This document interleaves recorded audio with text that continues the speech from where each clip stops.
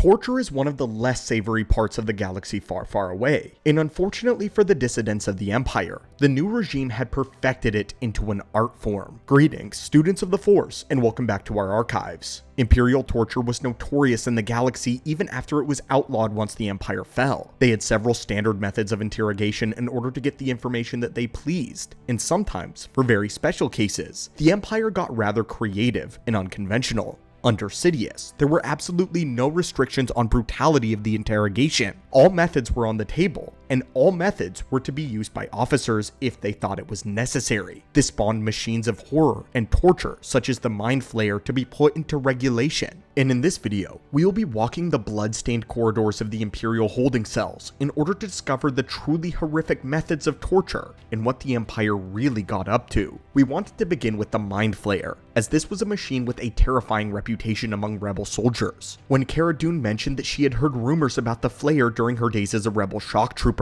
The first time we actually witnessed one of these machines in action, though, was when the New Republic repurposed a Mind Flayer machine to be used for the opposite of its intended effect. Dr. Penn Pershing forcibly underwent this treatment with the 602 mitigator, which was a reconstructed Mind Flayer that used a much lower voltage setting than was normal. The intended effect on this device was not to torture, but rather for therapy, specifically for Imperial remnants that needed rehabilitation. It used electricity to zap a patient's brain and mentally recalibrate it in order to get rid of unwanted compulsions. The Reintegration Institute utilized low-voltage zaps that induced hallucinations of pleasant colors and light buzzing to the patient. Typically, this brought forth a great sensation of relief. In these lower voltages, the treatment was considered safe, and patients remained healthy. But as we saw when the mitigator's voltage was turned up, it actually returned to its Mind Flayer setting and roots. We have yet to actually see the results of someone having undergone the full procedure of the Mind Flayer before, but if it has the ability to zap brains directly, then the maximum voltage would surely cause extreme pain, followed by severe brain damage and even death. The knowledge we have on the Mind Flayer is unfortunately very limited right now, as the Empire didn't seem to employ them very often, hence why they were more of a rumor than anything else. The 602 mitigator was only a type of Mind Flayer that we know of, one that is heavily remodified by the New Republic. We believe that the real Mind Flayer used by the Empire was something far worse. Cara Dune specifically talked about being uploaded to it, and if we have to guess what that means, we would say that perhaps wires were inserted into a victim's brain directly, uploading their mind to a central system, and from there, interrogators likely subjected their victim to a myriad of virtual reality scenarios, all of them being torment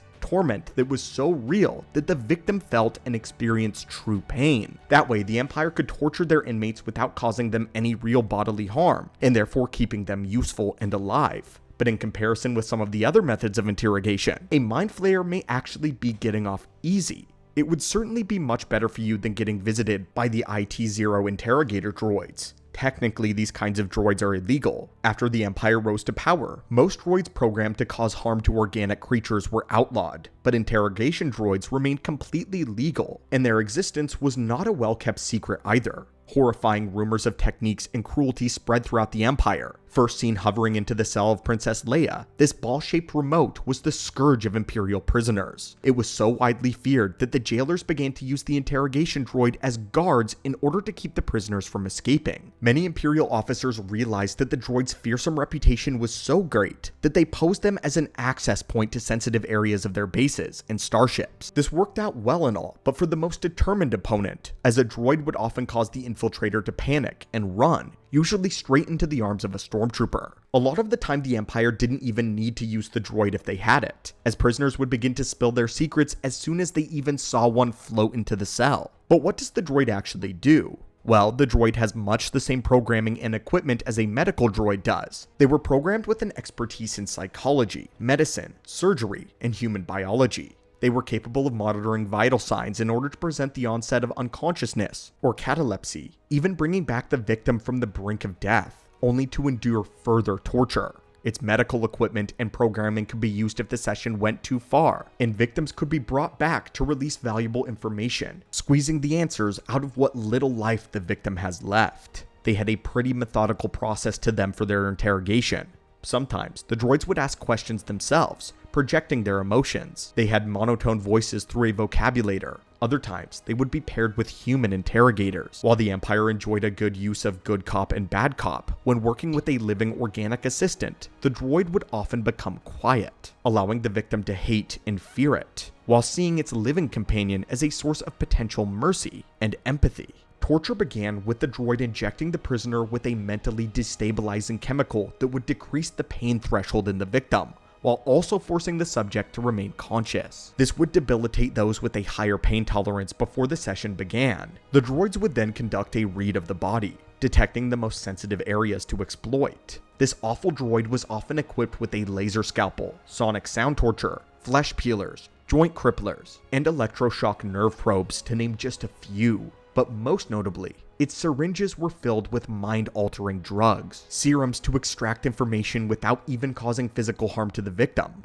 One of these drugs was known as Bavo 6, a notoriously powerful truth serum. The term truth serum needs to be taken with a grain of salt. What it really did was induce visual exaggeration and paranoia, causing shapes and outlines to become distorted, and forcing the victim to be afraid of everything.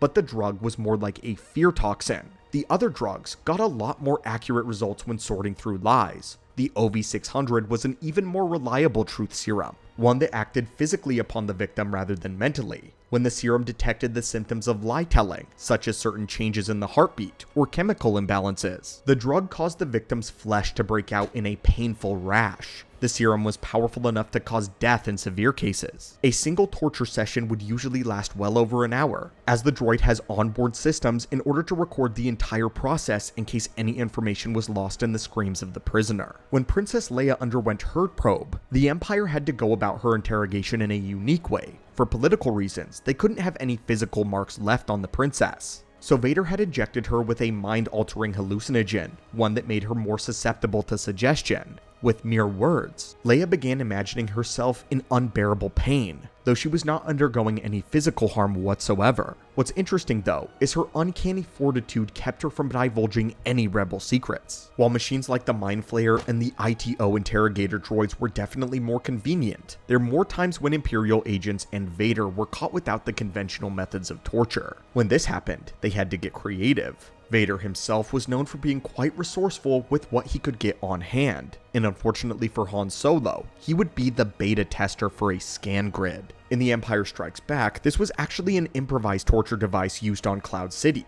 Vader strapped Han to one, trying to lure Luke to Cloud City. The scan grid was like a rack device, originally designed to analyze metals. It gathered data by emitting electrical charges, and when Han was strapped to one, Vader had heavily modified it with additional tools, those designed for torture, including microsurgical vibroscalpels and electroshock assembly, as well as diagnostic scanners and chemical injectors. The scanners would anticipate loss of consciousness, while the chemical injectors kept the victim awake, forcing Han Solo to endure every measure of pain without ever passing out. The device was so effective that Imperial intelligence would adopt and refine the design for more conventional use. But we don't want to leave this video thinking the Empire is out of options if no technology was available. That's why we have one more absolutely horrific torture method, and one we believe is far worse than the other options. After Grand Moff Hiss was found guilty of treason against the Empire, Sidious had one man be in charge of his punishment, the Supreme Prophet of the Church of the Dark Side. This prophet sentenced him to an absolutely inhumane consequence. The man was thrown in prison, starved for as long as possible, at least as long as his body was able to handle it, just enough to bring him to the brink of insanity. And when that happened, he would be served a meal of parasite-infected biscuits. The parasites would slowly eat him from the inside out until the man was no longer with us. It was likely that these parasites were muscle maggots, a burrowing insectoid that entered the victim's muscle tissue and caused extreme pain until the victim finally died. The Empire absolutely perfected torture as an art form, making it their most progressive area of expertise. The Mind Flayer was a walk in the park compared to what Sidious and his Moss were capable of doing, especially when they were angry enough. But anyway, friends, what do you think of this? Do you think with any of this torture, you would give the Empire what they desired and give them all of your secrets? And what would you choose from their catalog of agony? I hope you enjoyed this video sincerely. May the Force be with you, and I hope you're having a great day.